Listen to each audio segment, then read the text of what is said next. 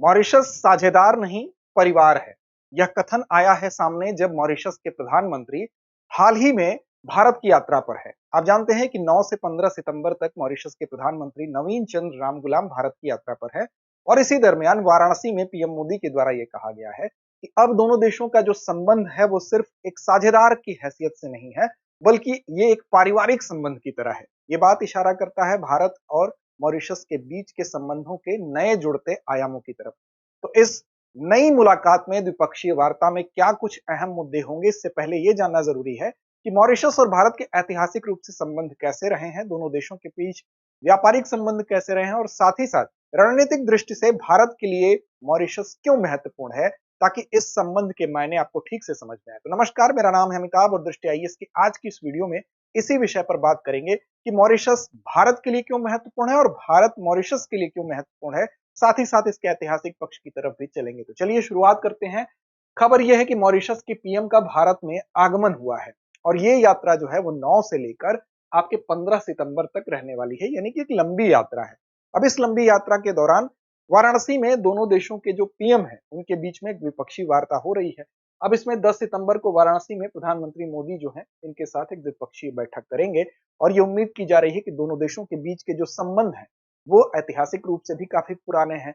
अब उस संबंध में कुछ नए आयाम जुड़ेंगे, चाहे वो सांस्कृतिक, धार्मिक और कूटनीतिक दृष्टि से कितने महत्वपूर्ण हो, वो इस द्विपक्षीय वार्ता के बाद सामने आएगा। अब सवाल उठता है कि दोनों देशों के बीच के संबंध की अगर बात करें तो एक 1834 से लेके 1920 का ऐसा दौर था कि उस दौर में भारत से मॉरिशस बहुत ज्यादा बड़ी मात्रा में काफी भारतीय मजदूर के रूप में वहां पर गए और एक अनुबंध कृषि के लिए वहां पर गए, जिनको कि इन मजदूरों को गिरमिटिया कहा जाता था।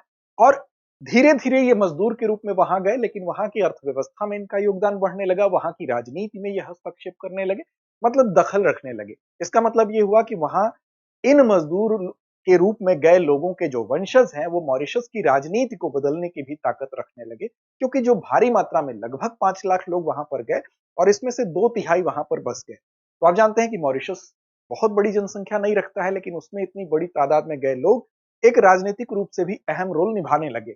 अब यही पीएम जो मॉरिशस के वर्तमान में है, जिनकी भारत में यात्रा हुई हो रही है, इन्हीं के जो पिताजी थे जिनका नाम था शिव सागर रामगुलाम, उनकी अगर बात करें तो उस वक्त जो मॉरिशस था वो भी ब्रिटेन का उपनिवेश था, ठीक उसी तरह से जैसे भारत भी एक ब्रिटिश उपनिवेश था।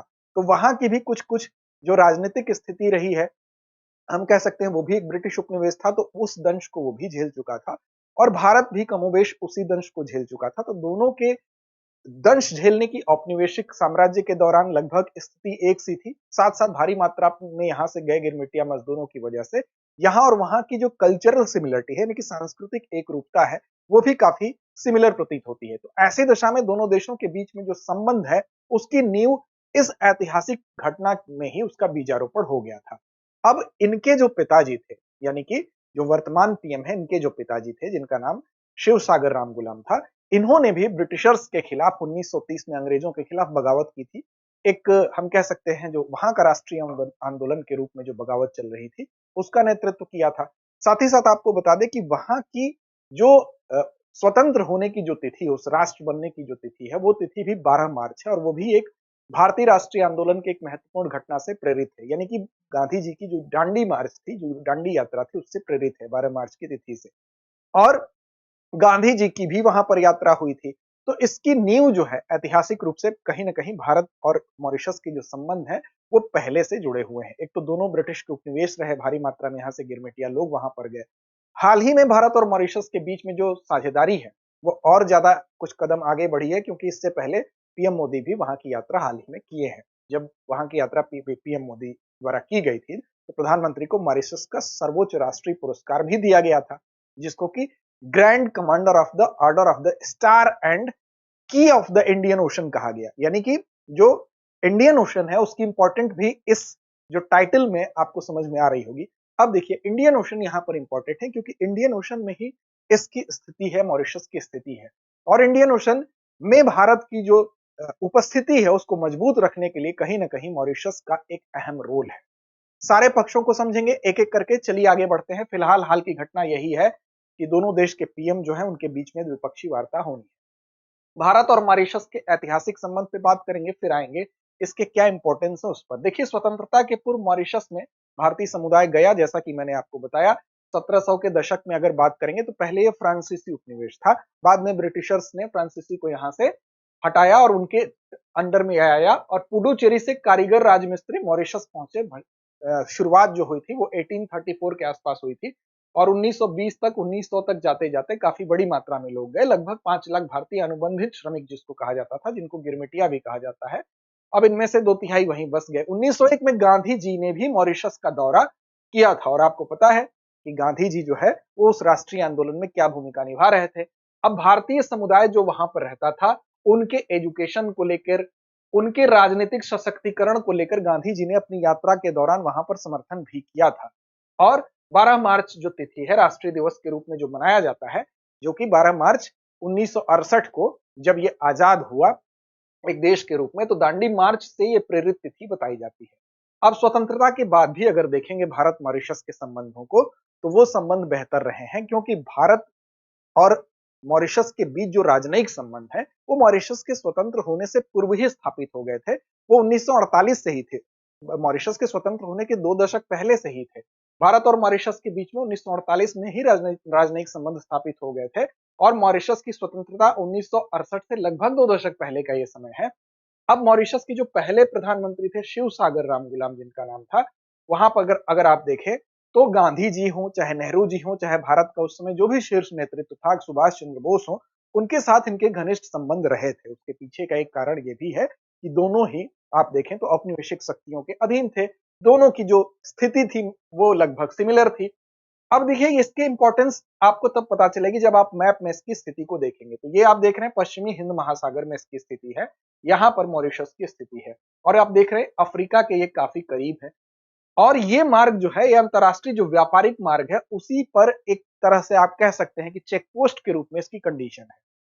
चेक पोस्ट कह लीजिए, या जब लंबी यात्रा आप कहीं कर रहे हो तो बीच में आपको पेट्रोल पंप ईंधन की जरूरत पड़ेगी, तो एक ऐसी स्थिति इसकी है समुद्र के बीच में कि वो हिंद महासागर में इसकी स्थिति है, वो एक चेक पोस्ट कह लीजिए, पेट्रोल पंप कह लीजिए, इस रूप में ये महत्वपूर्ण हो जाती है। क्योंकि कोई भी जहाज, अगर आप देखें कोई भी जहाज इधर यूरोप होते हुए, अगर अफ्रीका होते हुए इधर एशिया तक बढ़ेगा, तो बीच में यहाँ पर जो स्थिति है समुद्र के बीच में, ये एक अहम रोल निभाता है। चेक पोस्ट के रूप में आप कह लें, चाहे निगरानी रखनी हो कि वो व्यापार सही रूप में हो रहा है कि नहीं हो रहा है, या आप कह सकते हैं कि यहाँ पर ईंधन की जरूरत हो, तो हर तरह से वो यूरोप, अफ्रीका, एशिया जाने वाले जो भी हैं, इस रूट से जो भी गुजरेगा उसके लिए एक महत्वपूर्ण इसकी उपस्थिति है। यानी कि मॉरिशस की जो भौगोलिक अवस्थिति है वो महत्वपूर्ण हो जाती है।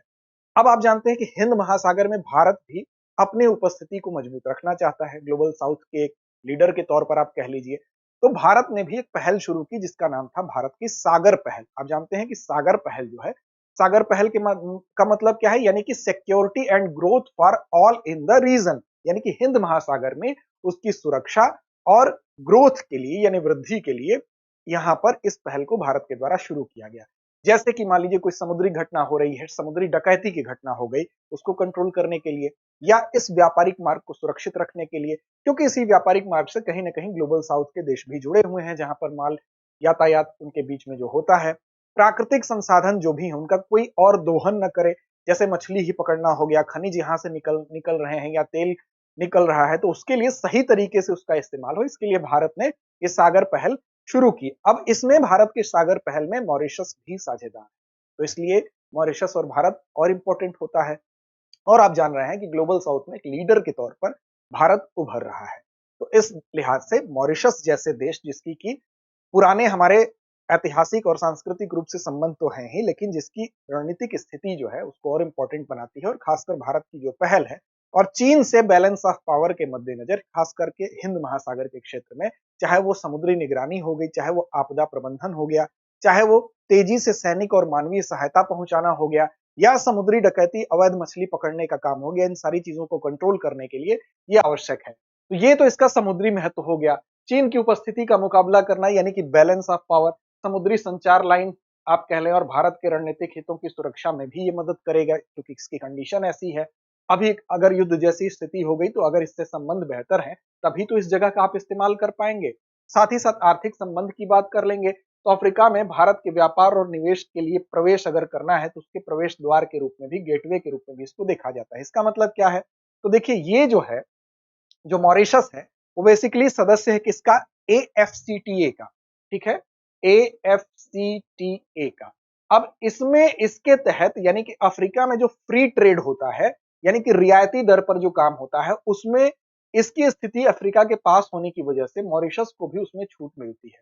अब कोई कंपनी, इसको उदाहरण से आप समझ लीजिए, अगर कोई भारतीय कंपनी है तो उसको अफ्रीका में अगर अपना माल पहुंचवाना है तो भारतीय कंपनियों पर जो शर्तें लगेंगी, जो कर की संरचना होगी, वो अलग होगी। लेकिन वही अगर अफ्रीका में बेस्ड कोई, मॉरिशस में बेस्ड कोई कंपनी होगी, तो उसको अफ्रीका में अगर व्यापार करना होगा तो उसके लिए जो शर्तें होगी वो आसान होंगी, क्योंकि इसका सदस्य होने की वजह से उस मॉरिशस को उसमें छूट मिलेगी। अब इससे क्या होता है, अगर भारतीय मान लीजिए कोई दवा ही कंपनी है, उसको अगर चाहती है वो कंपनी कि हम अफ्रीका में अपना माल पहुंचवाएं, तो यहाँ पर रजिस्ट्रेशन आसान है, यहाँ पर टैक्सेशन की छूट अफ्रीका में मिल जाती है। तो ये एक ऐसा गेटवे है, अगर किसी कंपनी, भारतीय कंपनी ने यहाँ रजिस्ट्रेशन करा लिया तो अफ्रीका में वो व्यापार आसानी से कर सकती है, अपना माल अफ्रीका में आसानी से पहुंचा सकती है। तो हम कह सकते हैं कि जो ये अफ्रीका जो फ्री ट्रेड का जो लाभ उठाता है मॉरिशस, उससे भारत की भी कंपनियां या बहुत से ऐसे देश हैं जो यहाँ पर रजिस्टर्ड अपनी कंपनियों को कराती हैं और उसका लाभ अफ्रीका तक अपने माल को पहुंचाने में करती हैं। तो आर्थिक संबंध भी रखना इससे बेहतर है, क्योंकि उससे आपको जाहिर सी बात है कि अगर लागत कम होगी तो फायदा ज्यादा होगा, तो उससे भारत का माल या अन्य ऐसे देश जो है वो अपना माल वहां पर पहुंचा सकते हैं, अफ्रीका तक अपनी खपत बढ़ा सकते हैं। अब भारत मॉरिशस के सबसे बड़े व्यापारिक साझेदारों में से भी एक है, ये भी एक इंपॉर्टेंट चीज है, यानी आर्थिक संबंध के लिहाज से भी आप देखें, मॉरिशस सिंगापुर के बाद भारत में दूसरा सबसे बड़ा एफडीआई स्रोत है वित्त वर्ष 2023-24 के अनुसार। इसका मतलब कि आर्थिक दृष्टिकोण से भी मॉरिशस का इंपॉर्टेंस है। कल्चरल रिलेशन की बात करें तो दोनों देशों में चूंकि लगभग कल्चर सिमिलर पाया जाता है, तो सांस्कृतिक संबंध दोनों देशों के बेहतर है। यहाँ की रामलीला बहुत फेमस है। इसके अलावा मॉरिशस की लगभग 70% आबादी भारतीय मूल की है, तो भारत के ही जो खान पान, यहाँ की जो संस्कृति है वहां होगी, तो जाहिर सी बात है कि जब दो संस्कृतियां भले ही वो दूर हैं, अगर सिमिलर हैं तो उनमें अट्रैक्शन स्वाभाविक है। तो भारतीय संस्कृति की चाहे भाषा हो, विरासत हो, उसको बढ़ावा देने में ये मदद करता है। तो इसलिए भी भारत का एक कर्तव्य होता है, एक बड़े भाई की हैसियत से, कि छोटे भाई की संस्कृति को ठीक रखे। चाहे भव्य महाशिवरात्रि का समारोह हो गया, गंगा तालाब नामक एक पूजनीय हिंदू तीर्थ स्थल हो गया, ऐसे तमाम ऐसे उदाहरण हैं जो कि सांस्कृतिक संबंधों को यहाँ पर, उसके उदाहरणों को समझाते हैं, प्रस्तुत करते हैं। अब मॉरिशस के लिए भारत का क्या इंपॉर्टेंस है? तो देखिए, मॉरिशस के लिए भारत का महत्व ये है, एक तो अग्रणी विकास का साझेदार है। मॉरिशस में तमाम ऐसे डेवलपमेंट के काम है जो भारत के द्वारा किए जाते हैं, चाहे वो वहां की हाल ही में अभी जो घटना हुई उसमें, वहां पर चाहे इंफ्रास्ट्रक्चर की बात कर लें आप, चाहे वहां पर सुरक्षा के लिहाज से आप बात कर लें, तमाम ऐसी चीजें हैं जहां पर अग्रणी विकास साझेदार है। भारत 1968 से ही वहां पर तमाम ऐसे प्रोजेक्ट्स में मॉरिशस की मदद करता रहा है, और पिछले एक दशक में, पिछले 10 वर्षों की अगर बात कर लें, तो 1.1 बिलियन अमेरिकी डॉलर की सहायता भारत के द्वारा दी गई है। चाहे वहां पर मेट्रो हो, एक्सप्रेस वे हो, चाहे सुप्रीम कोर्ट की वहां पर बिल्डिंग बन रही हो, या अस्पताल या बुनियादी ढांचे जो भी हो, उनमें सपोर्ट करने के लिए भारत के द्वारा पिछले एक दशक में 1.1 बिलियन अमेरिकी डॉलर की मदद की गई है। ये अपने आप में इस बात को बताता है कि मॉरिशस को भी भारत से क्या लाभ है। समुद्री सुरक्षा सहायता की बात कर लें तो भारत एक प्रमुख सुरक्षा साझेदार भी है मॉरिशस का, और चाहे वो भारत के द्वारा नौसैनिक गश्त के माध्यम से उसको समुद्री सुरक्षा देनी हो, या कोई भी समुद्री डकैती हो रही हो, वहां पर मॉरिशस को मदद चाहिए तो भारत का नौसैनिक गश्त वहां पर हाजिर है। संयुक्त समुद्री निगरानी करना हो, जल सर्वेक्षण करना हो, तो इन सारी चीजों की वजह से, जैसे ईईजेड है कोई ऐसा क्षेत्र जहां पर इकोनॉमिक गतिविधि हो रही है, तो उस क्षेत्र में सुरक्षा के लिए अगर मॉरिशस की सेना को किसी भी तरह से भारत की जरूरत है, तो वो भारत यहाँ पर मदद करता है, इन सारी उपर्युक्त जो आपको उदाहरण समझाए गए हैं इनकी वजह से। इसके अलावा आपदा सहायता की बात कर लें, भारत जब भी संकट आता है तो मॉरिशस का पहला वहां पर सपोर्ट करने वाले देश में भारत की तरफ से सहायता दी जाती है। जैसे चक्रवात चीडो 2024 में, वाकाशियो तेल रिसाव की घटना हुई, या कोविड-19 महामारी हुई, ये तमाम उदाहरण हैं जब भारत ने काफी बढ़ चढ़ कर वहां पर मदद की है मॉरिशस की। तो जाहिर सी बात है कि मॉरिशस को भारत से फायदा है। क्षमता निर्माण की बात कर लें, चाहे मॉरिशस भारत की टेक्नोलॉजी की बात कर लें, यहां से इकोनॉमिक सपोर्ट की बात कर लें, तो एक प्रमुख लाभार्थी के तौर पर है, जिससे कि 2022 से अब तक अगर आप देखेंगे तो 4,940 मॉरिशस वासी जो हैं उनको ट्रेंड भी किया गया है, उनका स्किल डेवलपमेंट भी किया गया है। तो न सिर्फ इकोनॉमिकली हम उनकी सहायता करते हैं, टेक्निकली भी उनकी सहायता करते हैं, स्किल्ड करते हैं। तो इस तरह से हम कह सकते हैं कि हम उनको भी उनकी क्षमता निर्माण में भी भारत के द्वारा सहायता दी जाती है। अब भारत राष्ट्रीय सुशासन केंद्र के माध्यम से मॉरिशस के सिविल सेवकों को भी एक प्रशिक्षण प्रदान करता है, यानी जो सिविल सर्वेंट है वहां के, उनको भी भारत के द्वारा प्रशिक्षण दिया जाता है भारत राष्ट्रीय सुशासन केंद्र के माध्यम से। अब हालिया सहयोग की अगर बात करें तो देखिए, भारत वहां पर एक अगलेगा द्वीप है, तो अगलेगा द्वीप पर एक रनवे बना रहा है, साथ ही साथ वहां पर एक जेटी का भी उपयोग कर रहा है, यानी कि बंदरगाह जो है उसका भी उपयोग कर रहा है। अगलेगा द्वीप कहाँ है? तो यह मॉरिशस के उत्तर में छोटा सा एक द्वीप है। तो भारत वहां भी इन चीजों को डेवलप कर रहा है। वैसा नहीं कि भारत सिर्फ समाज सेवा के नाते ऐसा कर रहा है, भारत को भी उससे लाभ है, क्योंकि यहाँ पर अगर वो रनवे डेवलप होगा और वो बंदरगाह अगर विकसित होगा तो कहीं ना कहीं भारत की रणनीतिक इंपॉर्टेंस को अगर आप देखें तो भारत भी उसका भविष्य में अगर कभी ऐसी चीजें हुई तो प्रति संतुलन, बैलेंस ऑफ पावर के लिहाज से भी भारत के लिए इंपॉर्टेंट होगा। चागोस द्वीप समूह की अगर बात कर लें, जो मॉरिशस की संप्रभुता का समर्थन भारत शुरू से करता रहा। चागोस द्वीप आप जानते हैं, चागोस द्वीप की जब बात आती है तो 1965 में ब्रिटेन ने इस द्वीप समूह को मॉरिशस से अलग कर दिया था, लेकिन शुरू से ही जब ये डिस्प्यूटेड मामला था तो भारत ने हमेशा से मॉरिशस का इस मामले पर सपोर्ट किया है। मालदीव और सेशेल्स के बीच में चागोस द्वीप जो है वो, उसमें 60 से ज्यादा द्वीपों का एक ग्रुप है, द्वीप समूह है, और उन्होंने उसमें डियागो गार्सिया का आपने नाम सुना होगा, जहां के अमेरिकी नौसैनिक अड्डा भी था, तो डियागो गार्सिया उसमें बहुत चर्चित रहा है। तो इसमें जो चागोस द्वीप समूह को लेकर जो विवाद चल रहा था, वहां पर हमेशा भारत ने सपोर्ट किया है मॉरिशस का। हालांकि अब मई 2025 में ब्रिटेन के द्वारा यह घोषणा कर दी गई है कि उस चागोस द्वीप समूह को इनको सौंप दिया जाएगा एक समझौते के तहत।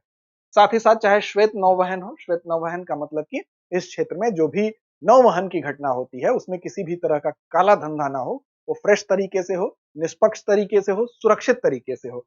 साथ ही साथ ब्लू इकोनॉमी में, यानी कि समुद्र से संबंधित जो भी आर्थिक गतिविधियां हैं उसको भी सपोर्ट करने में भारत पूरी तरह से मॉरिशस के साथ रहता है, जल विज्ञान में सहयोग करता है। तो ये सारे चीज जो है यहाँ पर मॉरिशस को भारत से सपोर्ट मिलता है।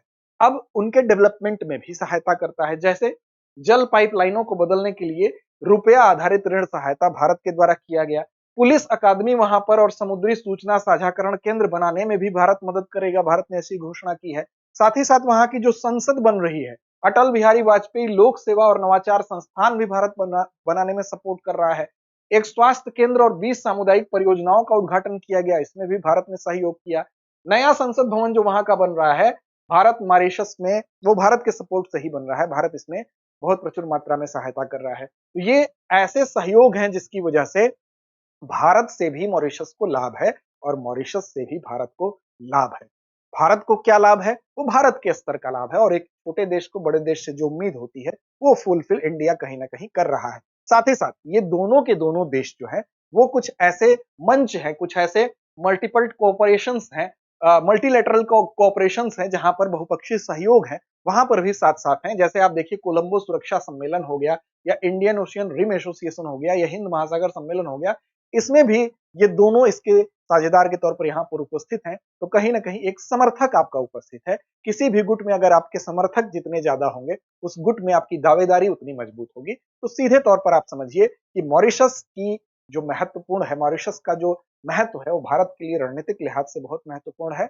चाहे वो व्यापार के लिए हो, चाहे वो सुरक्षा के लिए हो, चाहे वो हिंद महासागर में अपने ग्लोबल साउथ के हितों को साधने में हो, उसी तरह से मॉरिशस को आर्थिक और सांस्कृतिक रूप से या वैश्विक समुदाय में एक मजबूत सपोर्ट करने वाले की हैसियत से भारत की जरूरत है। तो दोनों के बीच में संतुलन प्रति संतुलन की ये जो अभी तक साझेदारी थी, उसको अब पारिवारिक साझेदारी के तौर पर जो संज्ञा दी गई है, उससे निस्संदेह ये 2 कदम और आगे बढ़ने की संभावना है। तो देखिए आगे क्या होता है, इस पूरे के पूरे जो यात्रा में क्या निष्कर्ष निकल कर आता है, उस पर आगे हम फिर विस्तार से बात करेंगे। इससे पहले कि हम चलें अभ्यास प्रश्न की तरफ, आपको बता दें कि हिंदी दिवस के अवसर पर आपको मिल रही है दृष्टि आईएएस की तरफ से 50% तक की छूट, और ये 13 से 15 सितंबर तक ये छूट ही आपको मिलेगी।